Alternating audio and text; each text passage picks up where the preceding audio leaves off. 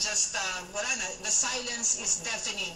And nobody here is complaining, no, SMNI, nobody. Ito talaga yung trabaho natin. But having been in that position, I know the power, the resources that you have in your hands to really make it clear to the Filipino people at tapusin na natin ito.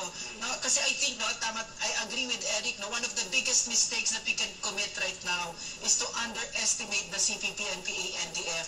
Nakita nyo naman, di ba? How do you know the enemy? What do you know about this enemy? Is that they are ruthless, they are relentless, they will stop at nothing. Look at Teddy Casino, that is the face of the enemy. Look at Franz Castro, that is the face of the enemy. They will stop at nothing. They will step over the dead body of Keith Absalon, who moments before was begging for his life. Nandiyan na yung kamay niya up in the air, and yet he was shot point blank between his eyes. And this crime cried to the heavens for vengeance, and the whole world was outraged by it. And yet, what did you see?